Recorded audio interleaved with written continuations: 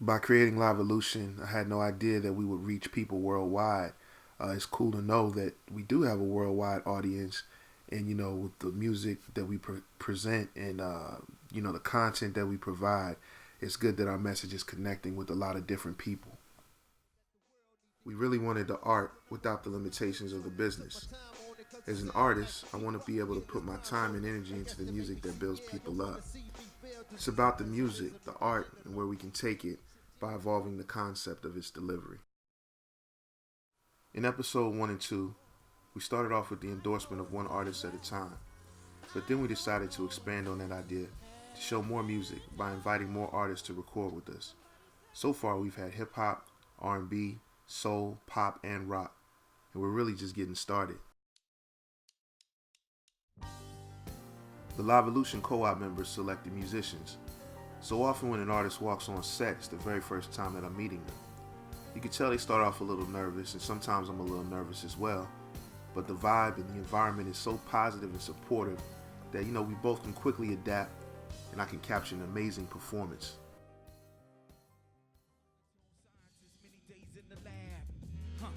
Still running on the path. I'm the tone scientist, many days in the lab.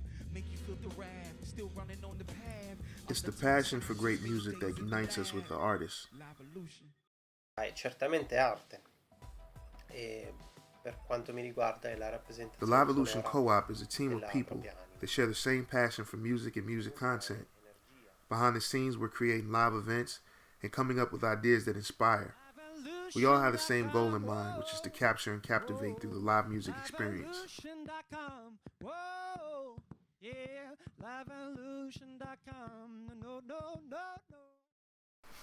The Good Fortune Film Tour is another example of the way we're evolving the live music experience. 4 cities, 4 countries, 3 live music episodes, world music. It's taking the local element and moving it to places that would never experience it. The audience gets to experience being part of a live set, watching performances, and interacting with the musicians like it's a local club.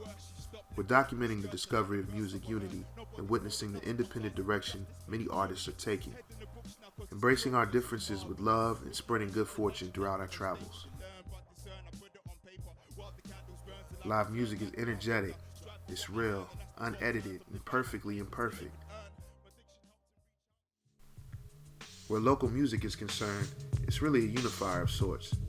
Musicians and music lovers of all backgrounds have the opportunity to come together on familiar ground. It's a great way to put your ear to the pulse of your community by going to the local bar and checking out a new act that can very well become your next favorite artist.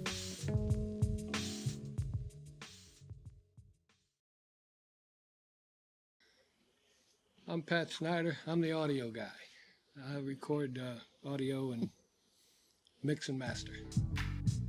I'm Lucile Schneider, and I fix things. I'm Mike Maskornik, and I'm the video guy. Well, music basically has given us our business. That's what it means to me. It's a perfectly good excuse to do what we do. To me, I guess it's just always been a part of my life. Ever since I've been young, I've been involved in music. So I just, that's kind of the way I look at it. It's just a part of the fabric of my life. My parents had me in piano lessons when I was like 6 years old, but just for a short time with a woman down the street, and we always had a piano in my house, so I played on that, and just kind of went from there. Started a band in high school and continued on with that.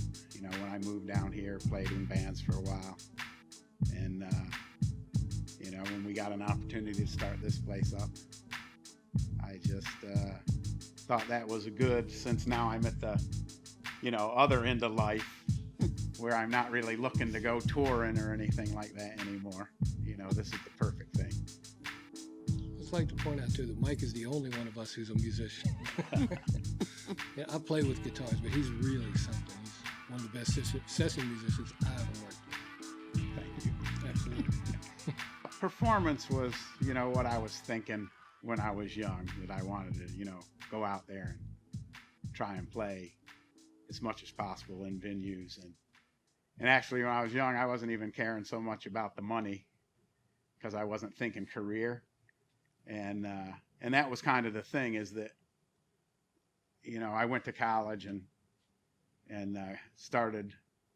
had a career as a software engineer, essentially. And so career-wise, that kind of absorbed, you know, that thing, and I was happy doing that. But performance was always what I enjoyed doing. Stairway West happened. I used to be in bands because I thought I was a musician at one point, okay? But I really didn't have the fire, not like real musicians have, like Mike. But what I did do is I got elected sound man somehow right around 1978 in my band. And it turned out to be the thing that I wanted to do. That's what I was good at doing. And it gave me a chance to work with real musicians, and I really got an affinity for them, for artists and their messages and stuff. And I've seen literally thousands of shows. There's all kind of theatrical stuff, and worked with all kind of artists.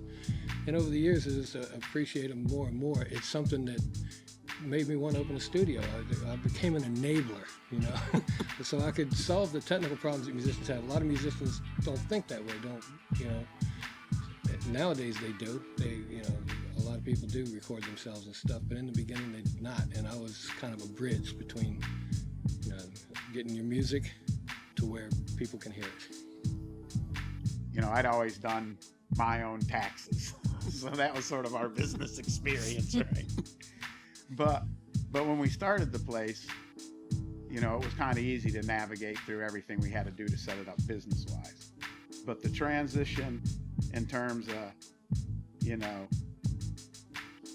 haven't really done this kind of work. Pat had been recording, you know, like you say, in bands for quite some time.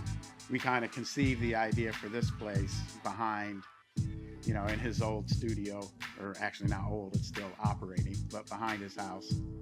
So after we had that discussion, you know, it just seemed like, hey, yeah, this would be a great idea to come down here and open this place up. But I had no idea that I was going to be, you know, the video guy. But I had some experience when I was younger. I had actually done volunteer work with Channel 10, Fairfax, you know, cable access channel. Worked on a few shows, doing different jobs for them. And then with my, you know, now that everything's software oriented, with my software background, I was kind of quickened to learn all of the video software we had to use and everything.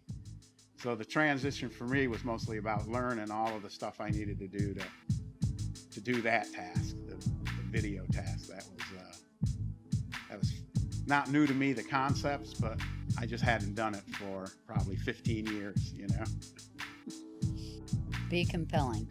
The more compelling the act is, the better off you are, the more you'll be noticed. Be the record company.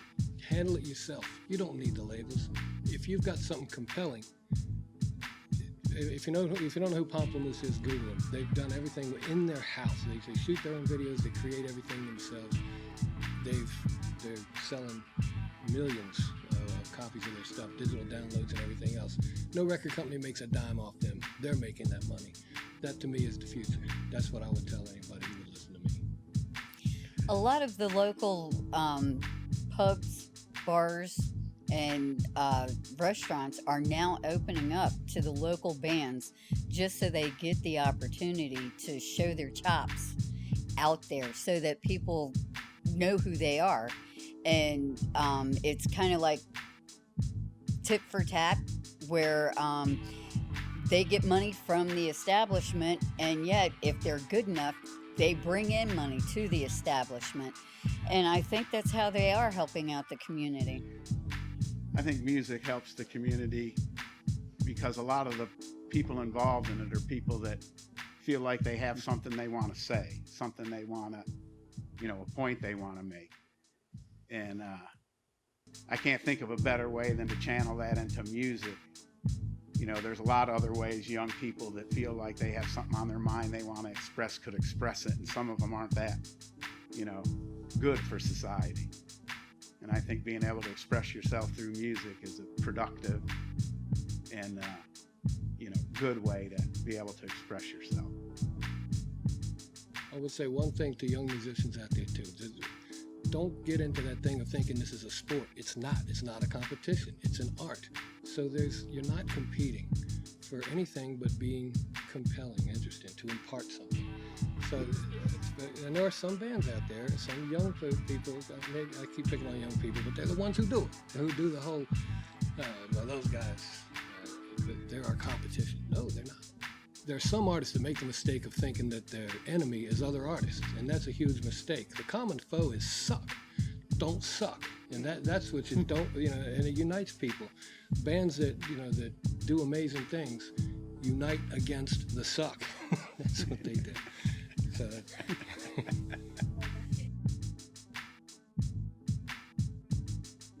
thank you guys. It's always great working with LIVEVOLUTION. You guys are the best.